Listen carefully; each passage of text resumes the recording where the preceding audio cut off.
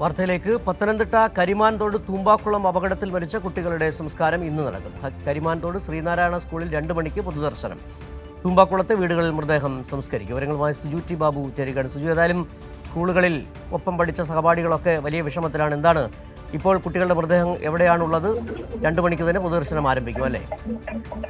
തീർച്ചയായിട്ടും കരിമാൻതോട് ശ്രീനാരായണ സ്കൂളിലെ 2 മണിക്കാണ് കുട്ടികളുടെ പൊതുദർശനം ആരംഭിക്കുക. നമുക്കറിയാം, ഇന്നലെ വരെ കലശുരിയോടെ നടന്ന കുട്ടികളാണ്. വൈകിട്ടുണ്ടായ അപകടത്തിലാണ് 2 കുഞ്ഞുങ്ങൾ മരണപ്പെട്ടിരിക്കുന്നത്. LKG വിദ്യാർത്ഥി യദുകൃഷ്ണ 4 വയസ്സ്, 3ാം ക്ലാസ് വിദ്യാർത്ഥിനി ആദിലക്ഷ്മി 8 വയസ്സുള്ള ഇരുവരുമാണ് അപകടത്തെ തുടർന്ന് മരിച്ചിരിക്കുന്നത്.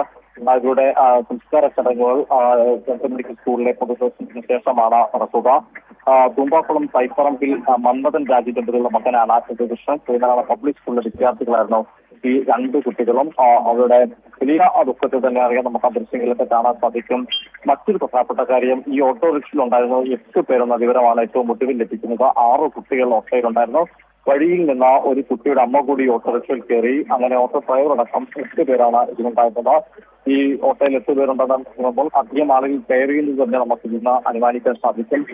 കുട്ടികൾ പാമ്പ് എന്ന് പറഞ്ഞപ്പോഴാണ് നിയന്ത്രണം വിട്ടുന്ന ഓട്ടോറിക്ഷയിലുണ്ടായിരുന്ന ഈ രക്ഷിതാവ് രാജി പോലീസിന് മൊഴി നൽകിയിട്ടുണ്ട്. അതായത് ഇന്നലെ വൈകിട്ട് വരുമ്പോൾ കുട്ടികൾ പെട്ടെന്ന് പാമ്പ് എന്ന് പറഞ്ഞപ്പോൾ ഓട്ടോ ഡ്രൈവർ അത്തരത്തിൽ വളരെ വേഗത്തിൽ അല്ലെങ്കിൽ അതിൽ വളരെ ഉടനെ തന്നെ പ്രതികരിച്ച് വളരെ ബ്രേക്ക് ഓട്ടുന്ന ഒരു സാഹചര്യമുണ്ടായി. മരമാണ് ഇത് സമീപത്തെ തോട്ടിലേക്ക് ഈ ഓട്ടോറിക്ഷ മറിയുകയും അപകടം ഉണ്ടാവുകയും 2 കുരുന്നുകളുടെ ജീവൻ കൊല്ലുകയും ചെയ്തത്.